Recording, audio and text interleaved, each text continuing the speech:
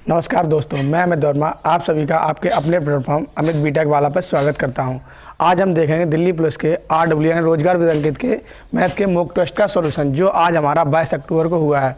उस mock test का हमारा पहला क्वेश्चन है, उस समचतुर्भुज का क्षेत्रफल सेंटीमीटर स्क्वायर में कितना होगा जिसकी भुजा 10 सेंटीमीटर और छोटा बिगड़ 12 सेंटीमीटर है। हमें ऑप्शन दिए 192, 60, 48 और 96। हमसे पूछा गया है एक समचतुर्भुज का क्षेत्रफल पूछा गया और उसके बारे में हमें कुछ जानकारी दी है, जिसकी एक भुजा दे रखी है हमें और क्या दे रखा है, उसका छोटा बिगड़ दे रखा है। इसका हम सॉल्यूशन देखते हैं। ये हमारा समचतुर्भुज है, ठीक है ना। इसका ये छोटा वाला जो बिगड़ है वो हमें दे रखा है 12 और ये भुजा दे रखी है इसकी 10 सेंटीमीटर, ठीक है ना। तो अगर ये 12 तो ये 6 हो जाएगा और ये कितना हो जाएगा, 8 हो जाएगा पाइथागोरस थ्योरम से। अगर ये पूरा हमारा छोटा बिगड़ कितना है, छोटा बिगड़ हमारा कितना दे रखा है 12, तो ये वाला हमारा कितना हो जाएगा 6 हो जाएगा और ये बड़ा वाला बिगड़ कितना हो जाएगा हमारा, कैलकुलेट करना होगा हमें। फिर से देखते हैं, छोटा वाला बिगड़ हमें 12 दे रखा है, भुजा 10 दे रखी है, तो ये हाफ हो जाएगा हमारा कितना 6, क्योंकि बिगड़ एक दूसरे को मीडियम यानी मध्य बिंदु पर ही काटते हैं। तो ये पाइथागोरस से हमारा 8 हो जाएगा। इस पूरे बिगड़ की लंबाई कितनी हो जाएगी 16, तो इसका क्षेत्रफल हमारा कितना निकलेगा 1/2 ब्रैकेट में बिगड़ों का गुणनफल। तो ये बिगड़ हमारा छोटा वाला कितना 12 है और बड़ा वाला बिगड़ हमारा कितना हो जाएगा 8 का 2 गुना है 16 हो जाएगा। और इसको हम सॉल्व कर लेंगे, 6 से काट देंगे 6 बार, 2 से काट देंगे 12 को हम 6 बार, 16 96 यानी 96 सेंटीमीटर स्क्वायर। और बहुत ही आसान तरीके से हम इस समचतुर्भुज का क्षेत्रफल निकाल सकते हैं। तो ऑप्शन डी हमारा एकदम करेक्ट होगा। इसमें हमें जो कंडीशन दी गई थी उस कंडीशन के अकॉर्डिंग हम इसमें पाइथागोरस थ्योरम लगाएंगे और आसानी से दूसरे जो बड़ा वाला बिगड़ है उसकी टोटल लंबाई हम कैलकुलेट कर लेंगे। और छोटे वाले बिगड़ की लंबाई हमें दे रखी थी और हम फार्मूला लगा देंगे 1/2 बिगड़ों का गुणनफल और आसानी से इसको हम सॉल्व कर लेंगे और यही इसका प्रॉपर सॉल्यूशन है। क्वेश्चन नंबर 2, 3 वस्तुओं को प्रति वर्ष 300 रुपये के मूल्य में खरीदा गया। उनमें से एक को 20% की हानि पर बेच दिया गया। यदि शेष 2 वस्तुओं को उस मूल्य पर बेचा गया हो जिससे पूरे सौदे में 30% का लाभ हुआ हो, तो दोनों वस्तुओं पर होने वाला लाभ प्रतिशत ज्ञात कीजिए। हमें ऑप्शन दिए 55%, 45%, 55.5% और 50%। इसका हम सॉल्यूशन देखते हैं। हमने वस्तुएं खरीदी हैं 3 और प्रत्येक को 300 रुपये में खरीदा, यानी हमारा जो CP हो जाएगा कुल वो कितना हो जाएगा हमारा 900। और उनमें से एक वस्तु को 20% की हानि पर बेचा गया, शेष 2 को कुछ लाभ पर बेचा गया। तो हमें टोटल जो सौदे में फ़ायदा हुआ वो 30% का हुआ। तो SP जो हमारा हो जाएगा वो हो जाएगा 900 का 130%, क्यों 30% तो हमारा फ़ायदा हुआ है, 0 0 ये कैंसिल, और 13 निम्मा 117, तो 117 और 0 यानी 1170 रुपये की वस्तुएं बेची गई होंगी। और बोल रहा उनमें से हमारी एक वस्तु 20% की हानि पे बेची गई है। एक का CP था 300, अगर 20% की हानि देगा तो ये 80 पे बेची गई होगी, यानी 240 रुपये में बेची गई होगी ये। तो इसमें से हम 240 को रिड्यूस कर देंगे, तो यहाँ पे 0, यहाँ पर 3 और यहाँ पर यानी कि यहाँ पे हो जाएगा 11 में से 2 9, यानी जो 2 वस्तुएं हैं जो कुछ लाभ पर बेची गई वो 930 रुपये में बेची गई हैं। कितने में बेची गई 930 रुपये में। और उन 2 वस्तुओं का CP हमारा कितना हो जाएगा, 2 वस्तुओं का CP 600 रुपये और उनका SP हमारा कितना है 930 रुपये। और हमसे पूछा गया है तो 2 वस्तुओं पर होने वाला लाभ प्रतिशत ज्ञात कीजिए। 930 में 2 वस्तुएं बेची गई हैं और उन्हें खरीदा गया था 600 रुपये में, तो हमारा प्रॉफिट कितना हुआ 330 रुपये का। कितने पे प्रॉफिट हुआ 600 पर, तो 100 पे कितना है, यही उसका लाभ प्रतिशत होगा, यानी प्रॉफिट परसेंटेज आ जाएगा। 0 से 0 कैंसिल, 6 पंजे 30 बचेगा 3, 6 पंजे 30, यानी जो प्रॉफिट हमारा आके है वो आएगा 55%। और बेहद ही आसान तरीके से हम इसको सॉल्व कर लेंगे, तो आंसर हमारा ए एकदम करेक्ट होगा और ये इसका प्रॉपर सॉल्यूशन है। क्वेश्चन नंबर 3, B की तुलना में A 3 गुना कार्यकुशल है और इसलिए A एक कार्य को पूरा करने में B से 24 दिन कम लेता है।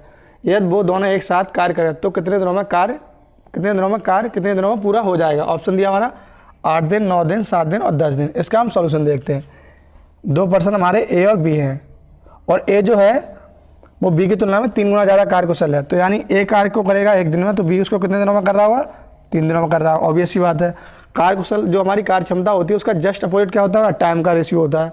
इनकी कार्य क्षमता का रेशियो क्या आएगा 3:1, 3:1 आएगा, तो हमारा इनका जो टाइम का रेशियो हो जाएगा 1:3 हो जाएगा। और इन दोनों का अंतर कितना दिया हमारा, यानी 2, 3 - 1, तो हमारा 3 - 1 इनकी जो टाइम का अंतर दिया है 24 दिन दिया है, तो 2 की वैल्यू हमारी कितनी आ जाएगी 24, तो 1 की वैल्यू यहाँ पे कितनी आ जाएगी 12। तो यहाँ पर A कार्य कितने दिनों में कर रहा होगा 12 दिनों में, B कितने दिनों में कर रहा होगा 36 दिनों में। ऑब्वियस सी बात है, ए कितने दिनों में कर रहा है, 12 दिनों में। बी कितने दिनों में कर रहा है, 36 दिनों में कार्य कर रहा है। उसने ये बोला अगर ये दोनों मिलकर कार्य करें तो कार्य हमारा कितने दिनों में समाप्त हो जाएगा। अगर बी किसी कार्य को 36 दिनों में कर रहा है तो कार्य हमारा कितना टोटल 36, और दोनों की क्षमता कितनी है 3 तो ए की है और 1 किसकी है, बी की, यानी दोनों की क्षमता का योगफल कितना है 4, तो ये 36/4, यानी जो हमारा कार्य हो जाएगा वो 9 दिन में कंप्लीट हो जाएगा। फिर एक बात देखते हैं, उसने बोला है एक हमारा जो है वो बी से 3 गुना ज़्यादा कार्यकुशल है, तो उनका जो टाइम का रेशियो जस्ट अपोजिट हो जाएगा, ए का 1 हो जाएगा और इसका 3 हो जाएगा। और हम देखेंगे इन दोनों का अंतर कितना दे रखा है, 24 दिन दे रखा है, तो 2 की वैल्यू 24 आएगी तो 1 की वैल्यू कितनी आ जाएगी, 12 आ जाएगी। जैसे ही 1 की वैल्यू 12 आएगी हमें पता चल जाएगा ए उस कार्य को कितने दिनों में कर रहा है, 12 दिन में कर रहा है, बी उस कार्य को कितने दिनों में कर रहा है, 36 दिनों में कर रहा है। कुल कार्य हमारा कितना है, 36 है। कैसे, ठीक है। और दोनों क्या 7 अगर मिलकर करेंगे तो दोनों की कार्य क्षमताओं का योगफल यहाँ पर आएगा, तो 36/4 आ जाएगा, 9 दिन में वो कार्य को कंप्लीट कर रहे होंगे। तो ऑप्शन हमारा बी एकदम करेक्ट होगा। नंबर 4, वह छोटी से छोटी संख्या कौन सी है जिसे 7, 15 और 37 से विभाजित करने पर समान शेषफल 5 प्राप्त होता है। हमें ऑप्शन दिए हैं 1990, 3785, 3890 और 2780। यानी इनडायरेक्ट वे में हमें इन संख्याओं का वो एलसीएम पूछ रहा है, तो हम इसका सॉल्यूशन देखते हैं। यहाँ पर देखते हैं 7, 15 और 37, इनका जो हाईएस्ट कॉमन फैक्टर है वो क्या है, 1, इसलिए इनका जो एलसीएम होगा इनके मल्टीप्लाई के इक्वल होगा। तो इसका एलसीएम कितना आ जाएगा हमारा, 7 का मल्टीप्लाई 15 में और मल्टीप्लाई 37, तो 7, 15 7 105 की 5 और 15 दी 45, 45 और 10 हमारे 55, 7 का गुणा 7 × 35 की 5 और 7 × 35 और 3 38 की 8, और हमारा हो जाएगा 7 × 35, 35 और 3 38, यानी ये संख्या हमारी कितनी हो जाएगी 3885। इनका एलसीएम कितना आ जाएगा हमारा 3885। लेकिन हमसे उसने कहा है कि विभाजित करने के बाद समान शेषफल 5 प्राप्त हो, इसमें हम 5 को ऐड और कर देंगे तो हमारा हो जाएगा 3890। तो हमारा जो ऑप्शन करेक्ट होगा वो कौन सा ऑप्शन करेक्ट हो जाएगा, ऑप्शन सी एकदम करेक्ट होगा। और बेहद ही आसान तरीके से हम इस क्वेश्चन का आंसर निकाल लेंगे और यही इसका प्रॉपर सॉल्यूशन है। अच्छा, नंबर 5, एक चुनाव में 2 प्रत्याशियों के लिए 7:13 के अनुपात में मतदान हुआ। यदि सभी मत वैध हैं और विजेता प्रत्याशी को 1,56,000 मत मिले तो कुल कितने मत डाले गए। हमें ऑप्शन दिए हैं 1,90,000, 2,40,000, 1,85,000 और 1,60,000। इसका हम सॉल्यूशन देखते हैं। 2 प्रत्याशी हमारे ए और बी हैं, उनको जो मत मिले वो 7:13 में मिले हैं, तो ऑब्वियस सी बात है जो प्रत्याशी बी है वही विजेता हुआ होगा। उसने बोला है ये सभी मत वैध हैं और विजेता प्रत्याशी को 1,56,000 मत मिले। आई 13 की जो वैल्यू दे रखी है उसने वो कितनी दे रखी है, 1,56,000। तो हमें 1 की वैल्यू कैलकुलेट कर लेंगे, तो 13 × 13 और 13 दूनी 26, यानी ये हो जाएगी 12,000। 1 की वैल्यू हमारी कितनी हो जाएगी 12,000। और हमसे पूछा गया है तो कुल कितने मत डाले गए। टोटल मत हमारे कितने, ये 7 और ये 13, यानी 20 मत हैं। तो 1 की वैल्यू अगर 12,000 तो 20 की वैल्यू कितनी हो जाएगी, 20 × 12,000, यानी 2,40,000। तो हमारे कुल कितने मत पड़े होंगे, 2,40,000, क्योंकि उसने बोल रखा हमारे सभी मत जो है वो वैध हैं। तो इसका ऑप्शन बी हमारा करेक्ट होगा और आसानी से हम इसको सॉल्व कर लेंगे। नंबर 6, यह 2 धनात्मक संख्याओं के वर्गों का योगफल 4,121 है। उनमें से एक संख्या का वर्गमूल 8 है, तो दूसरी संख्या ज्ञात करो। ऑप्शन दिया हमारा 5, 6, 4 और 8। हम इसका सॉल्यूशन देखते हैं। 2 संख्याएं मान लेते हैं x + y, तो x² + y² बराबर हमें कितना दे रखा है, 4121 दे रखा है। और बोला है उनमें से एक संख्या का वर्गमूल 8 है। अगर एक संख्या का वर्गमूल 8 है तो वो संख्या हमारी कितनी होगी, 64। तो x बराबर हम क्या मान लेंगे, 64। तो यहाँ पर कर लेंगे 64 का स्क्वायर, क्योंकि उसका वर्गमूल जब 8 है तो वो संख्या हमारी कितनी होगी, 64। 64 का स्क्वायर + y² बराबर 4121। इसको हम कर लेंगे 64 का 64 में मल्टीप्लाई, 64 का हमें स्क्वायर देखना है। 16 6 24 1 25, 24 की 4 और 36 1 36 और 2 38। तो यहाँ पे 6 हो जाएगा, यहाँ पर 9 हो जाएगा, यहाँ पे 0 हो जाएगा, 4, यानी 4,096। जो हमारा 64 का वर्ग आ जाएगा वो 4,096 आ जाएगा प्लस 22 बराबर 4121। ध्यान से देखें 4121 में से जब 4,096 जाएंगे तो 25 बचेगा, तो 22 के बराबर हमारा कितना आ जाएगा, 25 आ जाएगा। तो y बराबर हमारा कितना आ जाएगा, +-5। y बराबर क्या आ जाएगा, +-5। तो हमें ऑप्शन कौन सा दिया है, +5 वाला दिया है। तो यहाँ से हम लेंगे y = +5। तो ऑप्शन ए हमारा करेक्ट हो जाएगा और इसका ये प्रॉपर सॉल्यूशन है। नंबर 7, ए ने 8,000 की राशि 8% के साधारण ब्याज पर 3 वर्षों के लिए उधार ली। उसने यह राशि 10% साधारण ब्याज पर 3 वर्षों के लिए 3 वर्षों के लिए बी को उधार दे दी, उसे प्राप्त होने वाला लाभ ज्ञात कीजिए। ऑप्शन दिया 540 रुपये, 480 रुपये, 600 रुपये और 300 रुपये। तो ये हमारा सिंपल इंटरेस्ट का क्वेश्चन है। तो ए ने वो राशि उधार कितने लिए 8% पे, कितने वर्षों के लिए 3 वर्षों के लिए, तो उसे ब्याज कितना देना पड़ेगा 24%। और सिंपली उसने क्या किया, बी को उसने उधार कितने में दे दी 10% में, तो बी से उसे ब्याज कितने का मिलेगा 30% का, क्योंकि 10% पे दिए और 3 वर्षों के लिए दिए। तो ए जो बी से ब्याज लेगा वो 30% ले लेगा और खुद कितना ब्याज पे करेगा, वो पे करेगा 24%।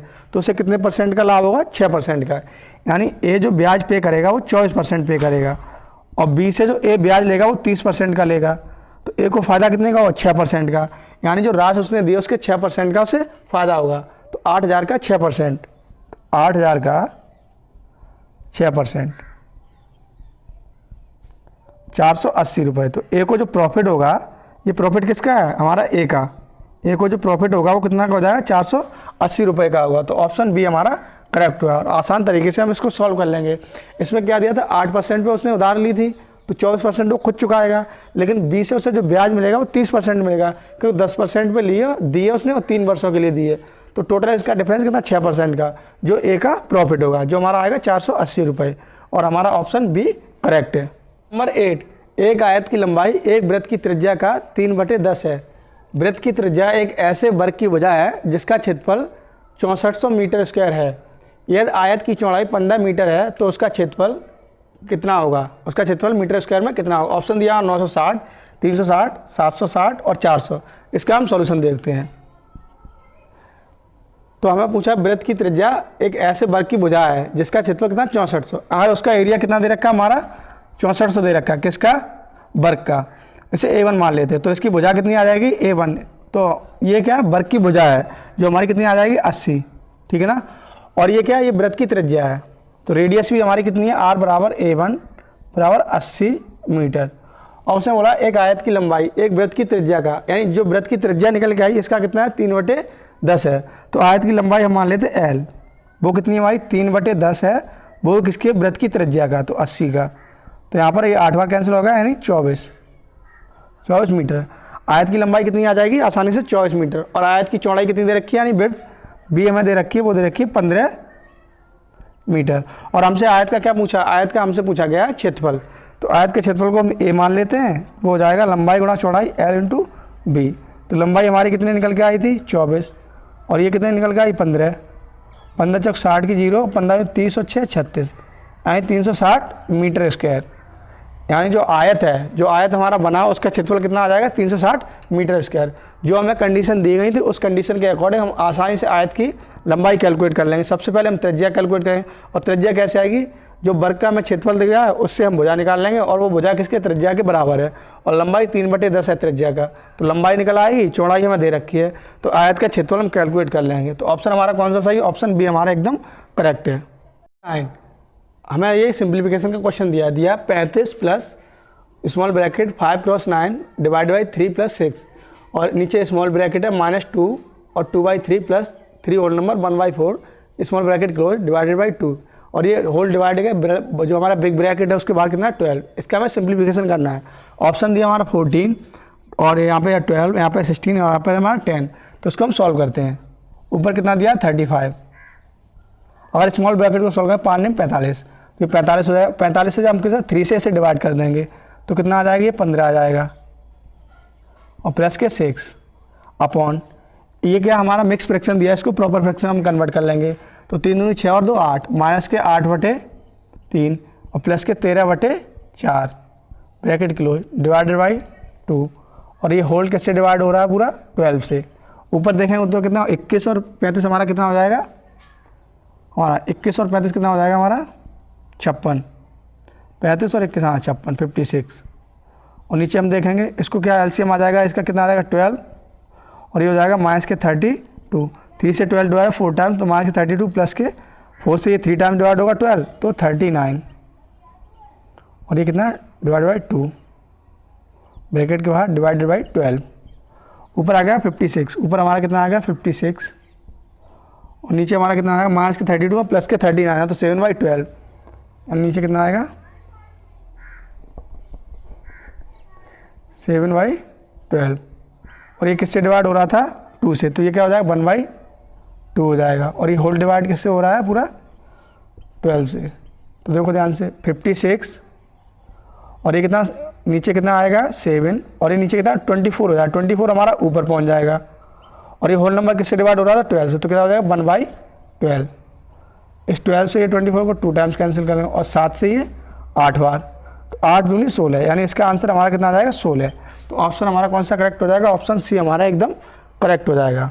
यहाँ पर हम एक बार फिर से देखते हैं 56 नीचे क्या था 7/12 मल्टीप्लाई 1/2 और ये डिवाइड किससे हो रहा था पूरा नंबर 12 से, तो हमने क्या 56 नीचे कितना था 24 जो ऊपर हमने मल्टीप्लाई कर दिया, नीचे हमारा 7 था और डिवाइड को हमने मल्टीप्लाई में चेंज कर दिया 1/12 होगा। 12 से 24 हमारा 2 टाइम्स कैंसिल आउट हुआ और 7 से 56 कितने 8 टाइम्स कैंसिल हुआ, तो 8 का मल्टीप्लाई 2 में करेंगे तो 16 आ जाएगा और ये हमारा आंसर कौन सा आ जाएगा, सी ऑप्शन हमारा करेक्ट होगा। क्वेश्चन नंबर 10, चीनी की कीमत में प्रति केजी 20% की कमी के कारण मधु 800 रुपये में 10 केजी चीनी अधिक खरीद सकती है। चीनी के प्रति केजी मूल कीमत ज्ञात करो, यानी मूल कीमत रुपए में ज्ञात करो। यानी हमारी जो चीनी है वो पहले, यानी जो हमारी कमी हुई है उससे पहले उसकी मूल कीमत क्या थी ये हमसे पूछा। ऑप्शन हमें दिए हैं 16 रुपये, 20 रुपये, 24 रुपये और 28 रुपये। तो पहले हम देखते हैं ये बिफोर और ये आफ्टर, यानी पहले कीमत क्या थी और अब बाद में क्या है। उसे क्या कहा 20% की कमी हो रही है, तो 20% का मतलब क्या होता है 1/5, यानी चीनी का पहले मूल्य कितना था 5 रुपये था, अब मूल्य कितना हो गया 4 रुपये। तो इसकी जो मात्रा होगी इसका जो मूल्य जैसे इसका उल्टा हो जाएगा, यानी पहले चीनी आ रही होगी 4 किलो, अब चीनी कितनी आएगी 5 किलो। क्लियर ना, पहले चीनी कितनी आ रही होगी 4 किलो और अब कितनी आएगी 5 किलो। दोनों का जो मल्टीप्लाई हो कितना बराबर आना चाहिए। ठीक है, अब हम देखते हैं तो इनका अंतर कितना दे रखा है, यानी 5 में से जब 4 है जो मात्रा का अंतर दे रखा है वो 10 दे रखा है, यानी एक का अंतर हमें कितना दे रखा है 10। तो पहले चीनी आ कितनी रही थी 4 का मतलब क्या 40 किलो आ रही थी, अब चीनी कितनी आ रही है 50 किलो, 5 का अंतर 50 किलो। ठीक है, 800 रुपये में अगर 40 किलो चीनी आ रही थी तो मूल्य इसका कितना हो जाएगा 20 रुपये, और 800 रुपये में 50 किलो चीनी आ रही तो मूल्य इसका कितना हो जाएगा 16 रुपये। क्लियर हुआ ना। एक बार हम फिर समझते हैं इसको। हमारे बिफोर यानी पहले एक प्राइस क्या था, आफ्टर प्राइस क्या, पहले कितना था 5 रुपये था, अब 4 हो गया क्योंकि 20% की कमी हुई है। तो इसका जो मात्रा होगी बस जस्ट प्राइस का उल्टा हो जाएगी। तो पहले हमारी 4 चीनी आ रही होगी 4 किलो, अब आ रही 5 किलो, तो इन दोनों का डिफरेंस हमें कितना दे रखा है 10 किलो। तो एक की वैल्यू अगर 10 है तो 4 की वैल्यू कितनी हो जाएगी 40, 5 की वैल्यू कितनी हो जाएगी 50। तो अगर 4 की वैल्यू 40 है तो 5 की वैल्यू हो जाएगी हमारी 50। तो अगर 40 किलो चीनी 800 रुपये में आ रही तो कितनी आएगी 20 रुपये पर केजी के हिसाब से, और 50 किलो चीनी अगर 800 रुपये में आ रही तो कितने का आएगी 16 रुपये पर केजी के हिसाब से। तो हमसे जो प्राइस पूछा वो पूछा मूल कीमत, यानी कि जो कमी हुई है उससे पहले की कीमत पूछी गई है। तो ऑप्शन हमारा कौन सा करेक्ट हो जाएगा, बी करेक्ट हो जाएगा, यानी 20 रुपये पर केजी। अगर हमसे ये पूछा गया होता है यानी कमी के बाद की कीमत क्या है, तो ऑप्शन हमारा ए करेक्ट होता, यानी ये इसका प्रॉपर सोल्यूशन है। नंबर 12, एक दुकानदार अपनी वस्तुओं पर क्रय मूल्य से 15% अधिक अंकित करता है। उनमें से 3/4 वस्तुओं को अंकित मूल्य पर बेच देता है और शेष को अंकित मूल्य पर 20% की छूट देकर बेचता है। उसका लाभ हानि प्रतिशत ज्ञात करो। ऑप्शन दिए 7.25%, 8.25%, 9.25% और 10.25%। हमसे क्या पूछा, वस्तुएं हम मानेंगे 4, यहाँ पे हमारी वस्तुएं कितनी 4, ठीक है ना। तो उनमें से क्या अगर क्रय मूल्य इसका एक वस्तु का मान लेंगे 100 रुपये, 4 वस्तुएं क्यों मानी, आसानी से इनका हम 3/4 यानी 3/4 निकाल सकते हैं। वस्तुएं हमने 4 मान ली, क्रय मूल्य कितना मान लिया 100 रुपये, तो टोटल इनका सीपी कितना हो जाएगा 400 रुपये। ध्यान से देखना, टोटल सीपी कितना हो जाएगा इसका 400 रुपये। अब उसने बोला 3 को तो उसने किस पे बेचा है, विक्रय मूल्य अंकित मूल्य पे। अगर सीपी एक वस्तु का 100 रुपये है तो 15% बढ़ा के अंकित किया, यानी कि 3 को बेचा उसने 115 रुपये में, तो ये हो जाएगा हमारा 345 रुपये। और जो हमारी चौथी वस्तु है जो एक बची है उसको 20% की हानि पे बेचा है, तो 115 के 80% पे बेचा है, यानी 115 के 80% पे बेचा उसने 0, और ये 4/5। तो हम देखेंगे 5 से काटेंगे, 5 दूनी 10 और 5 3 15, 23 चौक कितना होता है 92 रुपये, यानी जो चौथी वस्तु उसने बेची है वो 92 रुपये की बेची है। तो कुल हमारा एसपी कितना आ जाएगा 5 और 7 और 4 और 9 13, यानी 437 रुपये। कुल एसपी हमारा कितना आ जाएगा 437 रुपये। कुल सीपी हमारा कितना है 400 रुपये। प्रॉफिट हमें कितने का हुआ है 37 रुपये का प्रॉफिट हुआ। कितने पे हुआ है 400 रुपये पे, तो 100 पर कितना 00 से 00 कैंसिल और 4 नेम 36 पॉइंट लग जाएगा, बचेगा 1, 4 दूनी 8 9.25% का। जो हमें प्रॉफिट हुआ वो कितने का हुआ? 9.25% का। ऑप्शन सी हमारा एकदम करेक्ट हो गया और आसान तरीके से हम इसको सॉल्व कर लें। नंबर 13, 4 संख्याओं का औसत 39 है। यदि 75% संख्याओं में से प्रत्येक में 7 की कमी कर दी जाए और शेष संख्याओं में प्रत्येक में 7 की वृद्धि कर दी जाए और शेष संख्याओं में 5 की कमी कर दी जाए तो संख्याओं का औसत क्या होगा? ऑप्शन दिया है 37, 38, 42 और 43। हमें कुल संख्याएं कितनी दी हैं? 4 संख्याएं दी हैं। 4 का 75% कितना हो जाएगा? 3 संख्या हो जाएगा। तो 3 संख्याओं से 7 की वृद्धि की है, तो यानी कि 21 की तो उसने वृद्धि कर दी है। और शेष संख्या कितनी बची है? एक संख्या में कितने की कमी की है? 5 की तो उसने कमी कर दी है। तो हमारा कुल कितना हुआ? 5 की कमी कर दी और 21 की उसने वृद्धि की है, यानी 16 की कुल उसने वृद्धि की है। और कितनी संख्याओं में की है? 4 में, तो बटे 4, तो यानी ये आ जाएगा 4। तो प्रत्येक संख्या कितनी बढ़ गई हो? 4 बढ़ गई हो। तो औसत हमारा कितना बढ़ जाएगा? 4 बढ़ जाएगा। पहले औसत हमारा था कितना? 39, अब कितना हो जाएगा? 39 में हम 4 को ऐड कर देंगे, यानी 43। तो ऑप्शन डी हमारा करेक्ट होगा, यानी 43 इसका नया औसत हो जाएगा। नंबर 14, अर्धवार्षिक रूप से चक्रवृद्धि की जाने वाली 10% वार्षिक ब्याज दर पर निवेशित एक राशि 1 वर्ष की समाप्ति पर 11,025 रुपये हो जाती है। उसी धनराशि के लिए वार्षिक रूप से चक्रवृद्धि की जाने वाली उसी ब्याज दर पर 2 वर्षों का सारा ब्याज कितना होगा? यानी एक राशि है, वार्षिक ब्याज दर कितना है? 10%, लेकिन वो अर्धवार्षिक रूप से चक्रवृद्धि की जा रही है, तो यानी परसेंटेज जो हमारी दर हो जाएगी वो कितनी हो जाएगी? आधी हो जाएगी। और एक वर्ष में कितनी छमाई होती है? 2 छमाई होती है। तो हम देखते हैं, राशि हमारी क्या है? पी है मान लो, तो अर्धवार्षिक रूप से हो जाएगी तो 5%। 5 का मतलब होता है 1/20, यानी एक साल में 21/20 होगी एक छमाई में, फिर से ये 21/20 हो जाएगी दूसरी छमाई में। और ये राशि कुल कितनी हो जाती है? 11,025 रुपये। 11,025 रुपये हो जाती है। काटते हैं हम इसको 21 से, 21 पंजे 105 बचे 10, और 21 पंजे कितना हो जाएगा हमारे? 105 बचे 5, और 21 दूनी 42 बचे 10, 21 पंजे 105। फिर से 21 से काटते हैं, 21 दूनी 42 और बचे 10, 21 पंजे 105, यानी जो हमारा 11,025 रुपये थे वो 21 से काटा तो कितनी बार कटा? 525 बार। दोबारा से 21 से काटा तो 25 बार कटा। तो हमारी जो राशि पी है वो हो जाएगी 25 × 20 का 20 में उड़ाएँ 400, यानी वो कितनी है राशि हमारी? तो टोटल राशि हमारी है 10,000।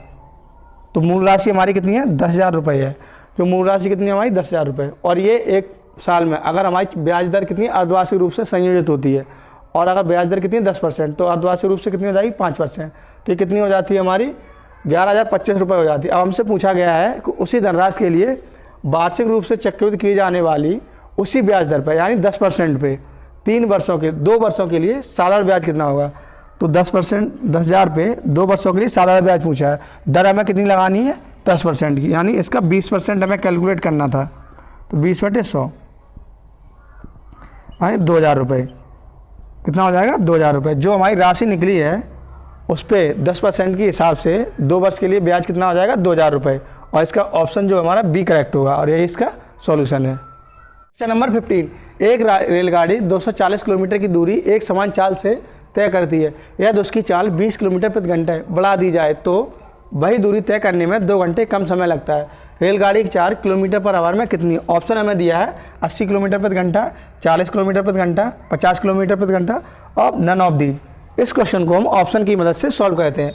जैसे मान लो रेलगाड़ी की चाल है हमारी 80 किलोमीटर प्रति घंटा, तो ये 240 किलोमीटर की दूरी तय करने में कितना टाइम लगेगी? 3 घंटे का टाइम लगेगी। और अगर इसकी चाल 20 किलोमीटर बढ़ा दिया है, चाल कितनी हो जाएगी? 100 हो जाएगी, तो कितना टाइम लगेगी? 2.4 आवर। तो ये हमारा ऑप्शन जो है क्वेश्चन की कंडीशन से मैच नहीं कर रहा है, क्योंकि दोनों के बीच डिफरेंस कितना आना चाहिए था? 2 घंटे का आना चाहिए, जो हमारा आ नहीं रहा है। दूसरा ऑप्शन क्या हमारा? 40 किलोमीटर प्रति घंटा। तो अगर रेलगाड़ी 40 किलोमीटर प्रति घंटे से 240 किलोमीटर की दूरी तय करती है, यानी 240 किलोमीटर की दूरी कितने में तय करती है वो? 40 से, तो कितना लगेगा? 6 घंटे लगेगा।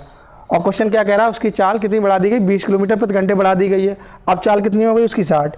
तो 240 की दूरी अब कितने से तय करेगी वो? 60 से तय करेगी। तो इससे कितने लगेंगे? 4 घंटे लगेंगे। यानी इन दोनों के बीच जो डिफरेंस आ रहा है कितने का आ रहा है? 2 का ही आ रहा है। और क्वेश्चन ने भी कहा है जब चाल बढ़ जाती है तो दूरी को तय करने में 2 घंटे कम का समय लगता है। तो ऑप्शन हमारा कौन सा करेक्ट हो जाएगा? ऑप्शन बी हमारा करेक्ट हो जाएगा। और बेहद ही आसान तरीके से हम इसको सॉल्व कर लेंगे। तो ये था आज का हमारे दिल्ली पुलिस के रोजगार विद अंकित के मॉक टेस्ट का सॉल्यूशन, जिसको मैंने आपको प्रॉपर तरीके से बताया। और आगे की भी जानकारी के लिए लगातार हमारे इस चैनल से जुड़े रहिए। हमारे इस चैनल पे दिल्ली पुलिस तथा यूपी पुलिस से रिलेटेड मैथ के इंपॉर्टेंट क्वेश्चन की सीरीज डेली चलती है। धन्यवाद।